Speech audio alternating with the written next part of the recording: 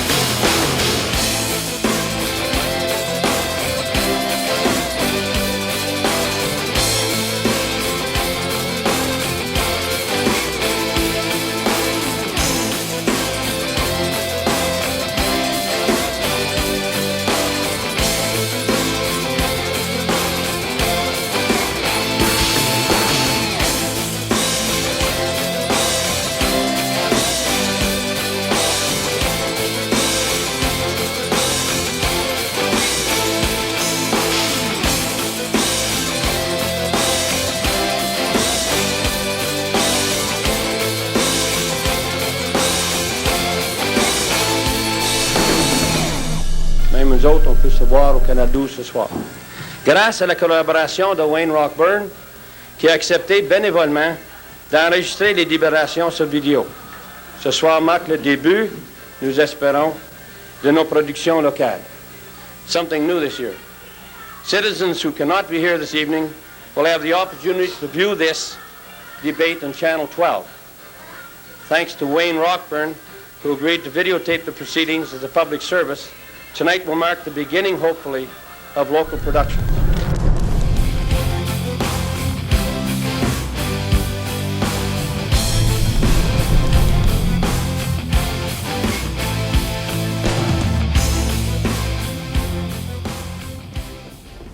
Bienvenue du 12 au 13, l'émission qui joue à tous les mercredis soirs, puis c'est pour célébrer notre 20e anniversaire de Canal communautaire. Cette semaine, moi je parle pas longtemps, c'est Legends Hockey avec Frank Mahovlich, Guy Lafleur, puis beaucoup d'autres.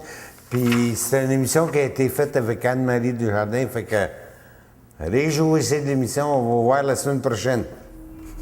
Welcome to A Blast from the Past.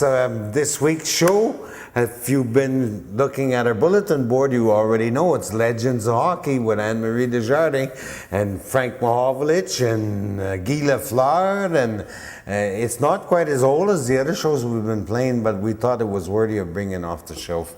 It was really worth doing it. So I hope you enjoy the show tonight, and remember, keep your eye on Channel 13. You never know what you're going to see next.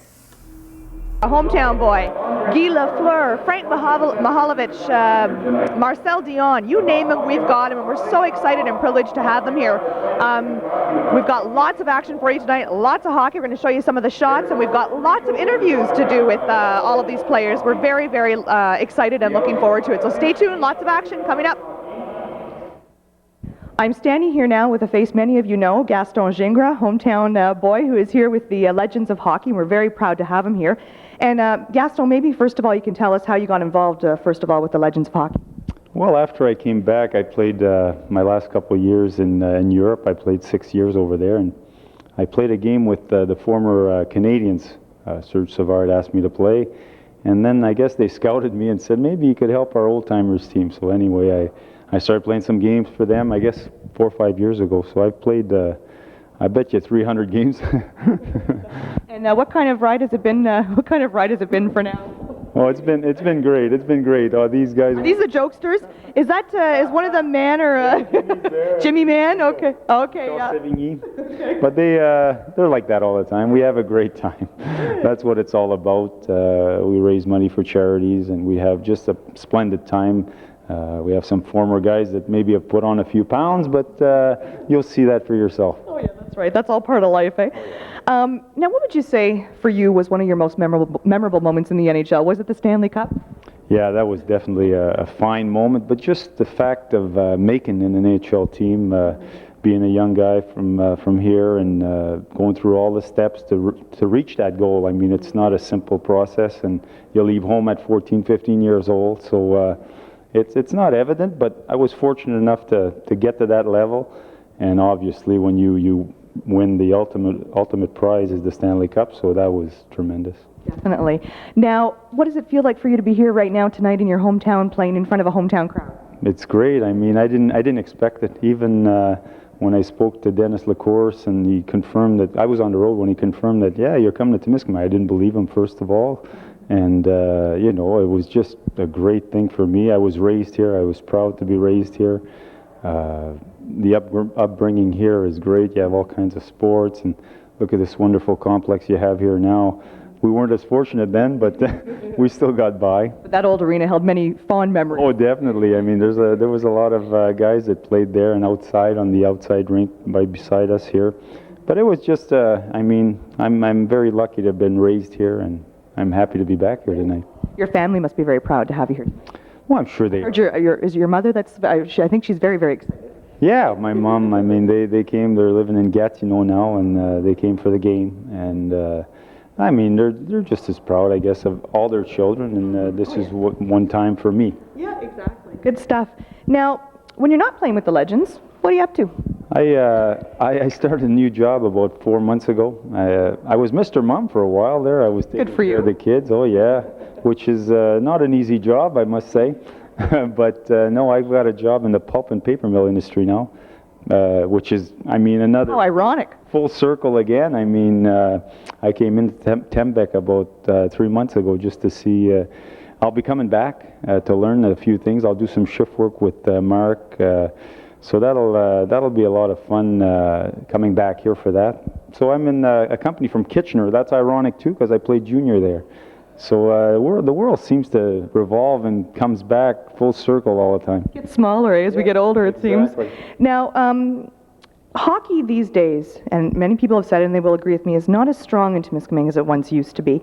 And I'm just wondering, do you have any words of advice out there for how we can build it up again? Like something like this hopefully will ignite the fires. Well, to be honest, I think it's not just here. I mean, kids have a lot more things to do. That famous Nintendo is not too good. I mean, the computers, it has a good side, but I think they play less outside. I learned playing, yes, in the rink that was across the creek here, but there was a lot of outside rinks when I was young, and we'd play outside, just not floor hockey, but outside hockey with your boots and that. And I guess our interest was more concentrated on one thing. That's what we did. Now they do all kinds of different things. There's less kids per family also, so that's a factor also. Okay. Good. And any advice out there for the young players, the young wannabes, the ones that are, I want to make it to the NHL? Just live your dream. I mean, in anything you do, you got to give it your 100%. And if you've done that, schooling, hockey, soccer, whatever sport you decide to play, is just to play it and have fun. That's number one, is to have fun playing sports. I think the kids, I see, my boy's 8 years old, he plays in Novice A and in Pierrefonds, where I'm from. And the kids, the coaches, make them have fun. That's the biggest thing that I would stress on, is they're there to have fun. The chances of a child making the NHL are like win a lottery. I mean, it is at that point. But live your dream and go for it. Yeah, exactly. Good stuff. Now, just maybe a couple other questions about what's going on in the NHL right now. What are your thoughts on the money situation? Do you find it's gotten out of control on keeping good players with teams? Oh, definitely. The money situation has hurt hockey, I think. As far as the player goes, you wouldn't refuse it. No hockey player in his right mind will refuse getting a contract of $5 million, $4 million, whatever salary they're giving out. The only thing is that money has hurt the hockey player and the fan to go to the game. It's all corporated, corporation that have tickets.